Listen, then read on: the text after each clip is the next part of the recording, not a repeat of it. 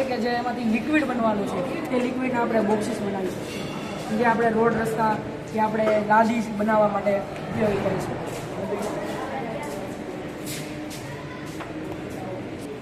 આધુનિક આ મારા પ્રયોગનું નામ છે કચરાનું વ્યવસ્થાપન અને વાયુનું શુદ્ધિકરણ. આધુનિક યુગમાં આપણે જોઈએ છીએ કે કચરો ખૂબ વધી રહ્યો છે. જ્યારે તેનો નિકાલ ખૂબ ઘટી રહ્યો છે ત્યારે આપણે નિકાલ કરવો જરૂરી છે, કારણ કે તેનાથી બીમારી જેવા રોગો ઉત્પન્ન થઈ શકે છે. તેના કારણે આપણે કચરાના નિકાલ માટે એક પદ્ધતિ વિકસાવી છે જેનું નામ છે કચરાનું વ્યવસ્થાપન અને વાયુનું શુદ્ધિકરણ. તો સૌપ્રથમ આપણે કચરાને એકઠો કરીને ગ્રીન ફાઉન્ડરી નામની કંપનીમાં લાવીશું. ત્યારબાદ તેને સળગાવીશું. સળગાવી બાદ તેમાંથી નીકળેલો વાયુને કેપ્ચરિંગ કરીને પ્રેશર દ્વારા અન્ય ટર્બાઇનમાં મોકલીશું. આ ટર્બાઇન દ્વારા તે ટર્બાઇન બોક્સમાં ટર્બાઇન ફેરવશે, જેથી કરીને વિદ્યુતનું ઉત્પાદન થશે. આ ખાસ કરીને ખેડૂતો કે જે લોકો મોટા વીજળીના બિલ ચૂકવી શકતા નથી કે સરકારી જગ્યાઓમાં જે સરકાર આ પ્લાન્ટ રાખીને તેનું ઉત્પાદન કરીને વેચાણ કરી શકે છે, તે રીતનો આ પ્લાન્ટ છે. ત્યારબાદ તે આ વીજળી ઉત્પન્ન થશે તેને આપણે બેટરી કે અનેક જગ્યા દ્વારા સંગ્રહિત કરી શકીએ. ત્યારબાદ તે ઝેરી વાયુ છે કે જે પ્લાસ્ટિકમાંથી કે અન્ય કચરા સૂકા કચરામાંથી ઉત્પન્ન થયેલો છે તેને કાર્બન ફિલ્ટર દ્વારા અથવા તો ફિલ્ટર દ્વારા એને વાયુ બહાર ફેંકી શકીએ છીએ, જેમાંથી જે ફિલ્ટરમાં ઝેરી કણ છે તેને એકત્રિત કરી શકીએ છીએ અને બાકીનો જે ઓક્સિજન છે કે જે આપણા સ્વાસ્થ્ય માટે હાનિકારક નથી તે વાયુને તે બહાર વાતાવરણમાં ફેલાવી શકે છે. ડ્રાય કચરાને આમાં સળગાવશું. આ તો પણ હીટ સોલાર પેનલ છે. હીટ સોલાર પેનલ એ આ સળગાવેલા કચરાની હીટ એબ્ઝોર્વ કરીને આગળ એક આ કેપેસિટરમાં વિદ્યુતનું સંગ્રહ થશે. એ સંગ્રહ થયા બાદ આમાં લાઇટ ઉત્પન્ન થશે. આ બોટલને આપણે ફ્યુ મિનિટ્સમાં દબાવી કરવું પડશે. અહીંયાથી પછી ધુમાડાની વ્યવસ્થા. આ 2 ટર્બાઇન છે એ ધુમાડાને એબ્ઝોર્વ કરીને આગળ મોકલશે. આ 2 કાર્બન ફિલ્ટરમાં જ્યારે કાળા મેચ જેવો પદાર્થ આમાં એક્ઝોર્વ રહી જશે એની આપણે કોલ માર્કર ઇંક બનાવી શકાય છે. પછી આ આગળથી ધુમાડો જશે, આ ડબ્બામાં આવશે. ડબ્બામાં આયનીકરણ થઈને કાર્બનયુક્ત પાઇપ લાઈન. આ પ્રોજેક્ટની અંદર અમે ટોટલ 3 વસ્તુનો ઉપયોગ કરેલો છે. એક લેઝર સિક્યુરિટી, ફાયર સિક્યુરિટી અને smart irrigation system. Laser security આપણે શરૂઆત કરીએ. આજના સમયે ખેતરમાં ચોરી આગ નિષ્ફળ જાય છે. ગાય જંગલી પ્રાણીઓ ખેતરમાં અંદર પ્રવેશ કરી દે છે. તો આ ટેપ પછી મેં એક લેઝર તૈયાર કરેલું છે. જો લેઝર કટ થશે કોઈ ગાય, પશુ, પક્ષી કે વ્યક્તિ દ્વારા તો આ બજાર રન થશે અને ખેડૂતના પગમાં મેસેજ થશે.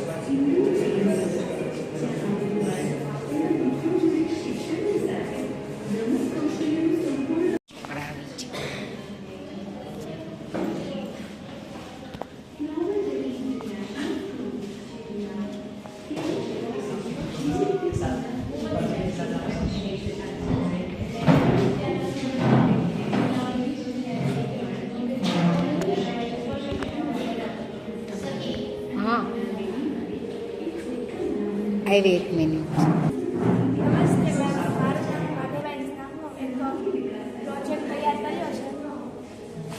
તો આ વુમન સ્માર્ટ સેફ્ટી ડિવાઇસમાં એ કામ કરે છે કે અત્યારના સમયમાં સ્ત્રીઓની સુરક્ષા એક ગંભીર વિષય છે, તો તેના સોલ્યુશનમાં અમે આ વસ્તુ બનાવી છે. તો તેવા સમયે તેઓને જરૂરી મદદ મળી રહે તો તે માટે અમે આ ડિવાઇસની રચના કરી છે, જેમાં ESP8266 મોડ્યુલ અને મેક્રોડ્રોઇડ નામની એપનો યુઝ થાય છે, જે જરૂરતના સમયે પેનિક બટન પુશ કરતાં આપણને ઈમેલ મોકલે છે, પ્લસ લાઈવ લોકેશન મોકલે છે, કોલ્સ કરે છે, તેમજ જોરથી બૂમોનો અવાજ પણ વગાડે છે. તેમજ કેમેરો પણ આમાં આવેલો છે, જેથી અપરાધીના ફોટો કેપ્ચર પણ થાય છે. વૈજ્ઞાનિક સિદ્ધાંતો IoT મીન્સ કે ઇન્ટરનેટ ઓફ થિંગ્સ, જે વાઈફાઈ મોડ્યુલ સાથે જોડાઈને આ live location, GPS track, call કરે છે, ઈમેલમાં મેસેજ મોકલે છે અને જોરથી શાઉટ કરે છે કે તમારું બાળક મુસીબતમાં છે તેને બચાવો. દીને છે ફોટો કેવી રીતે લે? ફોટો આમાં જે કેમેરો ક્યાં હોય? કોલ બી આવે. કોલ આ બટન આપણે પુશ કરો એટલે આમાં આપમેળે કોલ પણ લાગી જાય. કેમેરો ક્યાંથી જશે? અહીંયા તો આપણે પગ હશે ને અત્યારે તો આપણે મોબાઈલ ઉદ્ધારનું ખૂબ જ મહત્વ છે. પરંપરાગત રીતે આપણે ગવા અને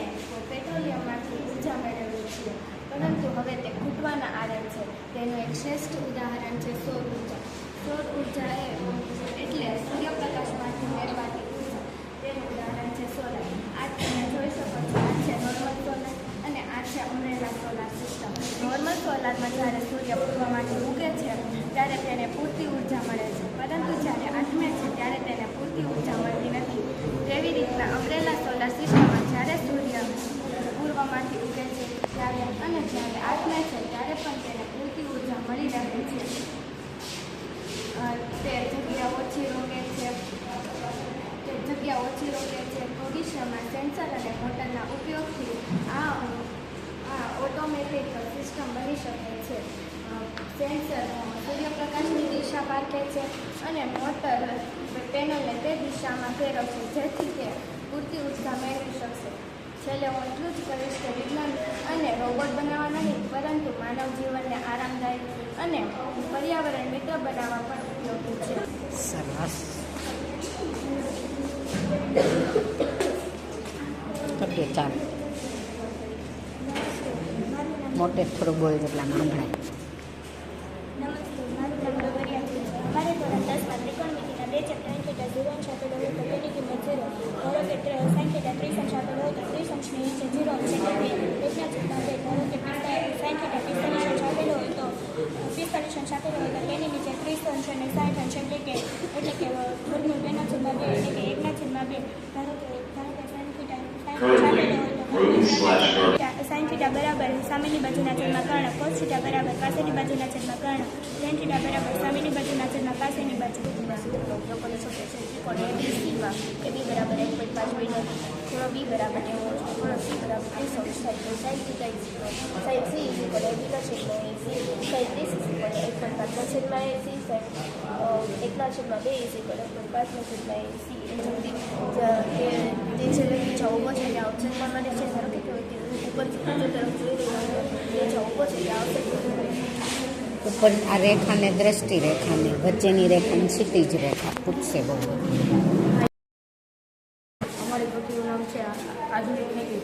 આ ખેતીમાં પશુપાલન, હાઇડ્રોફોનિક્સ, એરોફોનિક્સ, પદ્ધતિ, બાયોગેસ પ્લાન્ટ, પક્ષી અને ફોરા પદ્ધતિનો ઉપયોગ છે.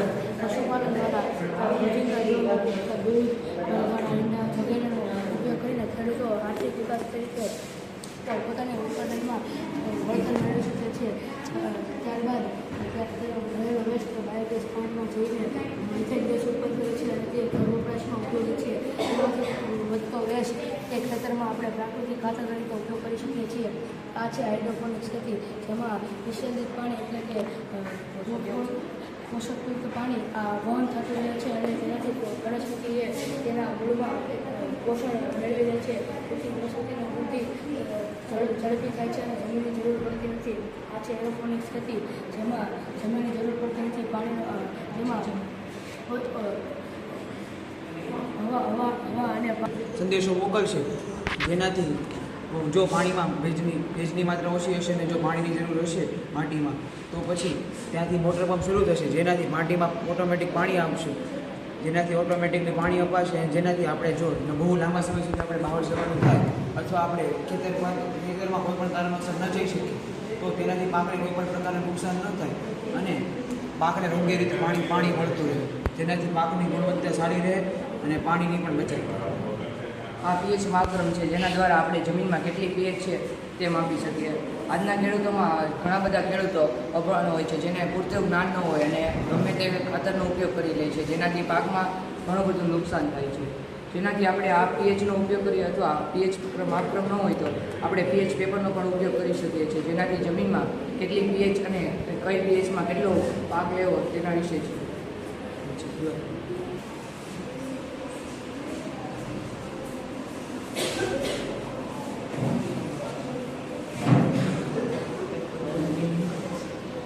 બધું જોઈને ખાવાનું મન થઈ છે. આ બધું જ વધારે આકર્ષક શું લાગે? આ લાગે ને કે જે ફ્રેન્કી છે, જે મેદાની છે, આ જે પીઝાનો છે, નીચેનો બેસ છે, એ બધું મેંદો છે. અને આ છે રાગી. આ રાગી જે આપણા શરીર ફાયદાકારક છે, આ ગેરફાયદાકારક છે. જો એટ્રેક્ટિવ દેખાય એ ભાવે એવું છે ને. એટ્રેક્ટિવ દેખાય ને એમાં ફાયદો તો કાંઈ હોય જ નહીં. અનએટ્રેક્ટિવ છે પણ આપણને ભાવે. ફાયદો કરે કે આજકાલ બધા આ બધી મેદાની વસ્તુ ખાય છે. હા અમલ નહીં કરવાનો એમ ને આપણે પાલન ન કરીએ તો બીજાને ન સમજાવે હો Students and teachers, can you pay attention? Students of first floor, along with the teacher, they can take the lunch on ground floor. જમવા માટે ફર્સ્ટ ફ્લોરના સ્ટુડન્ટ શિક્ષકો સાથે ટ્રી ખબરના સૂત્રો છે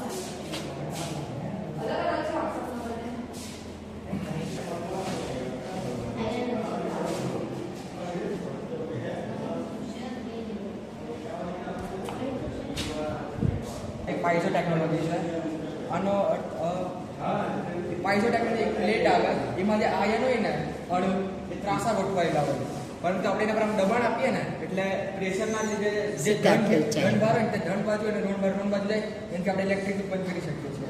આનો ઉપયોગ આપણે માર્કેટ રેલવે સ્ટેશન જ્યાં ભીડવાળી જગ્યા હોય ને ત્યાં આપણે કરી શકીએ છીએ જેનાથી આપણે ઉર્જા મેળવી શકીએ. અને અમારો ભવિષ્યમાં એવો પ્લાન છે કે આ જે પ્લેટ છે ને એના પર અમારે સોલાર પેનલ લગાવી છે એટલે આપણે ચાલીને પણ ઉત્પન્ન કરી શકીએ અને સોલાર દ્વારા પણ ઉત્પન્ન કરી શકીએ.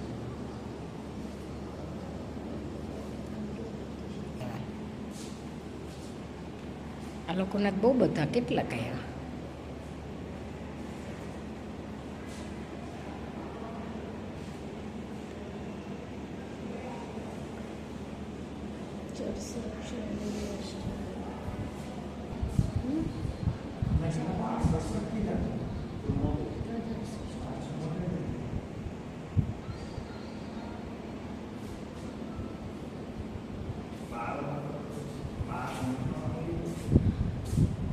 સૌપ્રથમ હાલના સમયમાં આપણે જોઈ રહ્યા છીએ કે કોવિડના જંગલો રસ્તા કોવિડના જંગલો બની ગયા છે તેવાના રસ્તાઓ જમીન અને માટીથી ઢંકાઈ રહ્યા છે.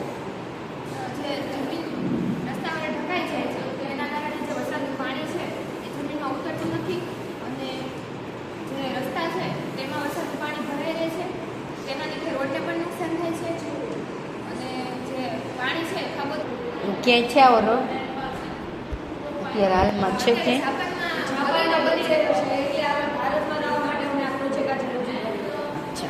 એક્ટિવ થઈ ગયો બને જ છે ચૂકી જાપાનમાં છે ખરી.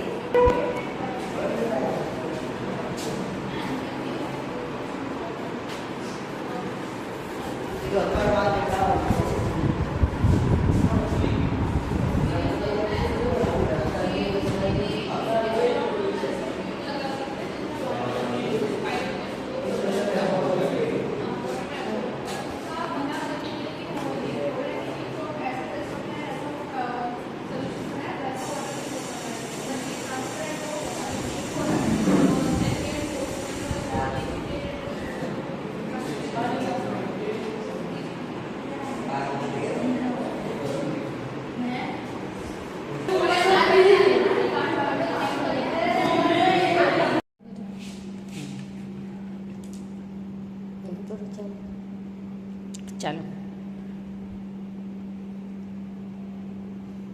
સમાંતર બાજુ ચતુષ્કોણ ત્રિકોણ ત્રિકોણના જુદા જુદા પ્રકારે પાછું કેવી રીતે બને આઈડિયા સમલમ સમાંતર રેખા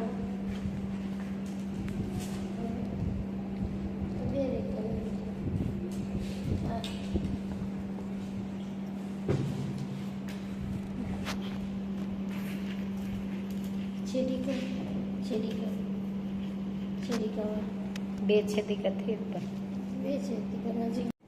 આ તો યુરીનો કલર આવો હોય તો એવું થાય ને.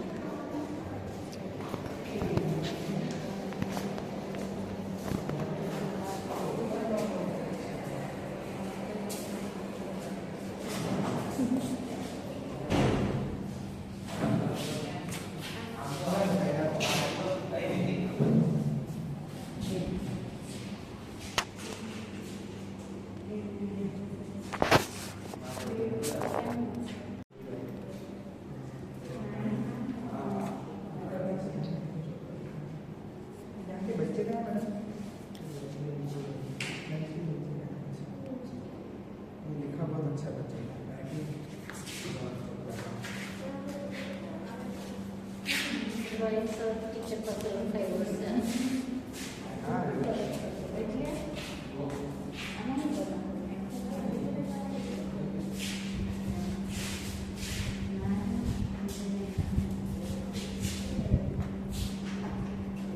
આ લોકોનું લઈ લે છે ને બા પૂછી લે.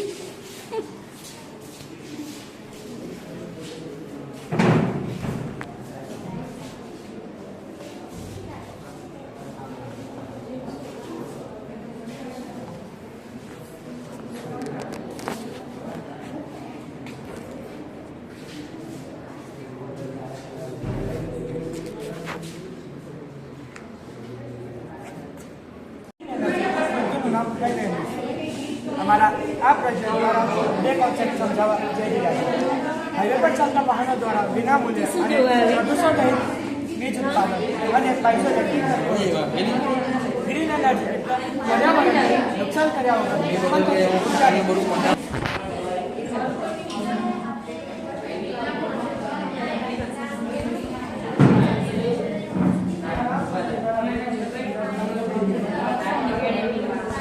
બોલા મંચા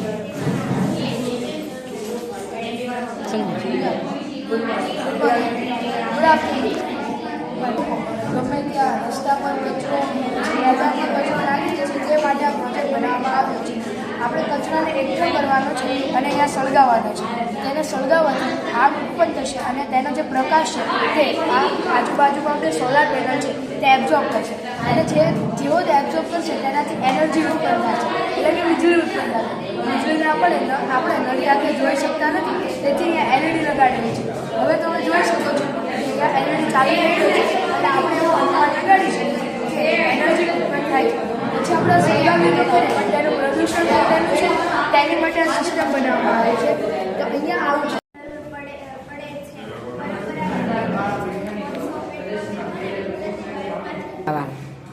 આ છે નોર્મલ સોલાર અને આ છે અમરેલા સોલાર. નોર્મલ સોલારમાં જ્યારે સૂર્ય પૂર્વ દિશામાં હોય છે ત્યારે તેને સૂર્યપ્રકાશનો પૂરતો ઉપયોગ થાય છે અને જ્યારે પશ્ચિમમાં હોય છે ત્યારે તેના સૂર્યપ્રકાશનો પૂરતો ઉપયોગ થઈ શકતો નથી. પરંતુ અમરેલા સોલારમાં જ્યારે સૂર્ય પૂર્વમાં હોય ત્યારે અને પશ્ચિમમાં હોય ત્યારે પણ તેનો પૂરતો ઉપયોગ થઈ શકે છે. નોર્મલ સોલાર કરતાં આ સોલારમાં 30 થી 40% વીજળી વધુ ઉત્પન્ન થાય છે.